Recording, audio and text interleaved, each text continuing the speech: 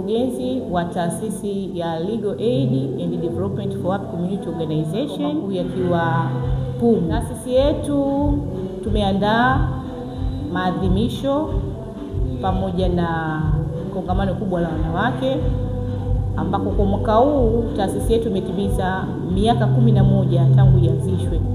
Hivyo tumeamua kufanya sherehe za maadhimisho hayo ambayo yatafanyika siku ya tarehe 26 mwezi wa 6 mwaka huu katika ukumbi wa Checkpoint uliopo PUM. Kongamano hili tumeliandaa mahususi kwa ajili ya maadhimisho, na kwa kuwa taasisi yetu inadili na makundi maalum yakiwepo watu walio ulemavu, wajane, wanawake.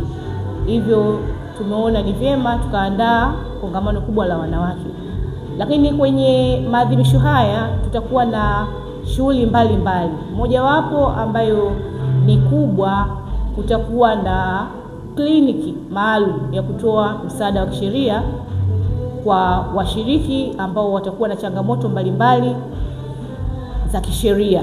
Kwa hiyo tutakuwa na mawakili, tutakuwa na wanasheria pamoja na wasaidizi wa kisheria ambao wengine tumewalika kutoka kwenye mashirika mbalimbali yaliyopo mkoa wa Dar es Salaam. Kwa mfano, wilaya ya Ilala kuna shirika ambalo litashiriki, wilaya ya Kinondoni pamoja na mbali na hiyo kuna mashirika ambayo tumeyaweka mahususi, tumeyaalika mahususi kwa ajili ya kutoa elimu mbalimbali pamoja na fursa wanawake. Na pia kuna benki ambazo zitakuja kwa ajili ya kutoa elimu ya fedha pamoja na fursa ambazo zilizopo zikiwemo mikopo isiyo na riba. Taasisi yetu ya Legal Aid and Development for Up Community Organization tulipata bahati ya kuchaguliwa na kutoa elimu pamoja na msaada wa kisheria.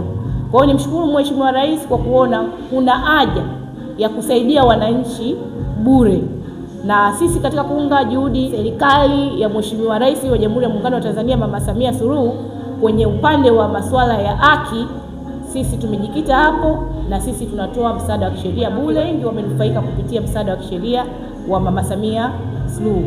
Lakini pia nishukuru Wizara ya Katiba na Sheria ambayo tumesajiliwa chini yake. Nishukuru pia mkurugenzi wa taasisi ya Mama Samia Legal Aid Campaign MSLAC, dada Esther Msambazi, anafanya kazi nzuri na tunashirikiana naye sana kwenye kitengo cha msaada wa kisheria. Namshukuru mkuu wa mkoa wa Dar es Salaam kwa mchango wake kwa kupitia ofisi yake. Pia Mheshimiwa mkuu wa wilaya ya Ilala, Mheshimiwa Edward Mpogoro, anatambua taasisi yetu na wanatupa ushirikiano.